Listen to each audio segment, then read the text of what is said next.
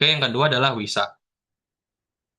Nah, WISA ini berisi apa tombol pintas atau latihan relaksasi yang bisa merekomendasikan latihan berbasis kognitif behavioral atau terapi atau CBT.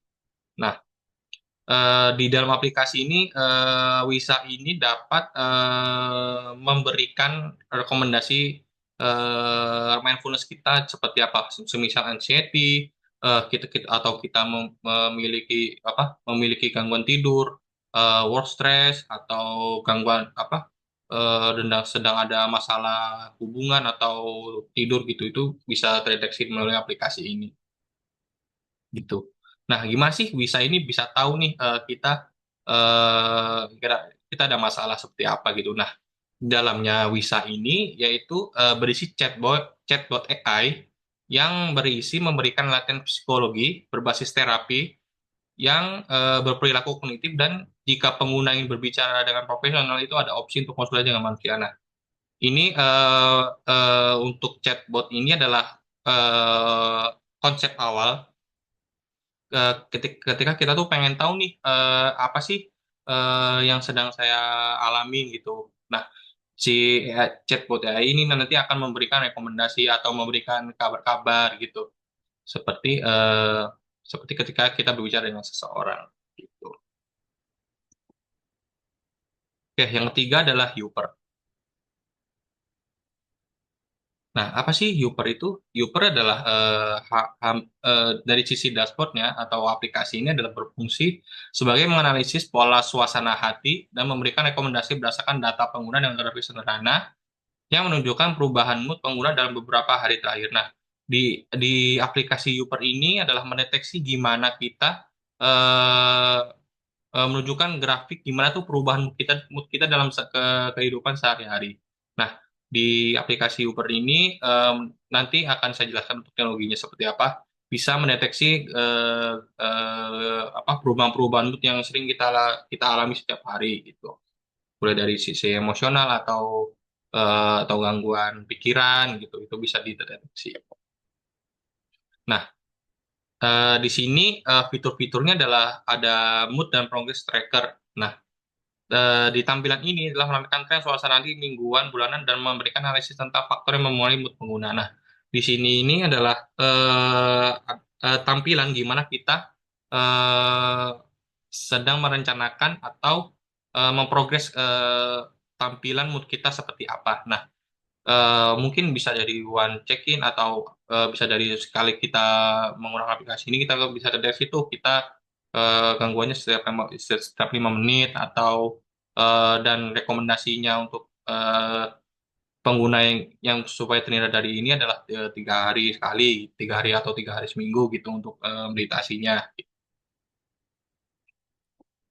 Oke, setelah saya membahas aplikasi-aplikasi tadi, gimana sih cara AI menganalisis kesehatan mental pengguna atau user itu? Nah, yang pertama adalah teknologi Natural Language Processing atau NLP. Nah, teknologi NLP ini adalah digunakan untuk memahami percakapan pengguna terhadap memberikan respon sesuai dengan terhadap pengguna. Nah, contohnya seperti aplikasi Chatboy AI tadi yang digunakan oleh aplikasi Wisa gitu. Itu contoh yang menggunakan teknologi NLP gitu. Yang kedua adalah bisa menggunakan teknologi machine learning. Nah, teknologi ini digunakan untuk mendeteksi nih gimana sih pola stres dari suatu pengguna atau mulai dari suara dan ekspresi wajah. Dan dapat mendeteksi perubahan nada suara yang berkaitan dengan depresi. Nah, perubahan suara ini mungkin ketika kita sedang habis setelah menangis atau sedang marah-marah itu teknologi machine learning ini bisa mendeteksi perubahan suara tersebut. Gitu.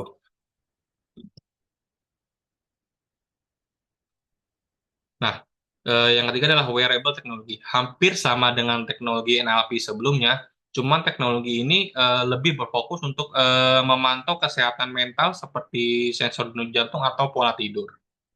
Nah, ini bisa digunakan mungkin hampir di denyut jantung atau di pola tidur sih, seperti jam-jam digital yang bisa mendeteksi sensor tersebut. Itu kurang lebih sih seperti itu. Jadi nanti teknologi ini menangkap yang dihasilkan datanya melalui AI tersebut. Oke. Dari penjelasan tadi, apa sih tantangan dan etika dalam penggunaan aplikasi-aplikasi mindfulness di atas? Yang pertama adalah privasi dan keamanan data.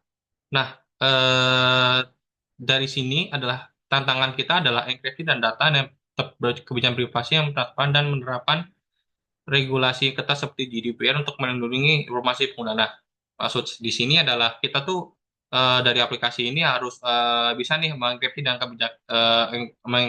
dan menyimpan kebijakan privasi data yang disarankan oleh pengguna.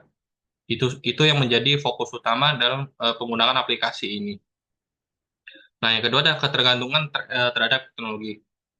Nah, tujuan saya mengedukasi ini adalah harus mengedukasi pengguna nih kapan harus mencari bantuan eh, ya mengedukasi pengguna dan kapan pengguna itu harus mencari bantuan profesional. Karena fitur AI ini adalah menyarankan sesi dengan psikolog jika masalah pengguna semakin berat gitu. Itu fitur AI nanti yang akan mengarahkan kita, misal gangguan ini sudah terlalu berat atau gimana itu AI nanti akan menyarankan kita untuk ke orang yang lebih lebih lebih berwenang gitu, seperti psikolog atau dan lain-lain. Nah, yang ketiga adalah kurangnya empati manusia dalam AI. Karena AI ini harus didesain untuk bekerja sama dengan manusia. Bukan berarti AI ini menggantikan peran psikolog sepenuhnya. Karena AI ini adalah opsi untuk beralih ke bantuan profesional manusia jika mendeteksi kebutuhan emosional yang lebih kompleks. Itu. Oke. Apa sih kesimpulan yang dapat kita petik dari presentasi tadi? Yang pertama adalah AI dapat menjadi alat bantu efektif dalam kesehatan mental. Nah, seperti saya bilang tadi, AI itu dapat memberikan gambaran awal ketika ketika kita ada masalah kesehatan mental atau kita ingin merefleksikan diri secara sejenak gitu. Itu bisa dilakukan melalui teknologi AI di atas. Nah, yang kedua adalah aplikasi mindfulness berbasis AI ini memberikan solusi yang lebih personal dan mudah diakses. Yang berarti aplikasi ini tuh bisa lebih privacy dan kita pun dapat mudah mengakses dengan kita tinggal download, daftar akun, lalu menggunakan fitur-fitur yang bisa digunakan supaya bisa memberikan relaksasi kepada diri kita sendiri. Gitu. Yang ketiga adalah perlu keseimbangan antara teknologi dan praktik mindfulness yang dilakukan secara alami.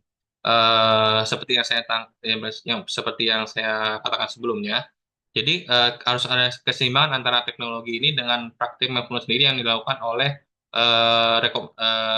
orang yang ahli seperti psikolog dan lain-lain. Karena balik lagi, ketika kita mengalami masalah yang berat dan perlu bantuan profesional, itu sebaiknya diarahkan ke psikolog atau orang yang berwenang di bidang itu. Karena ya ini adalah bantuan awal ketika kita ingin mengetahui nih kesehatan mental kita seperti apa.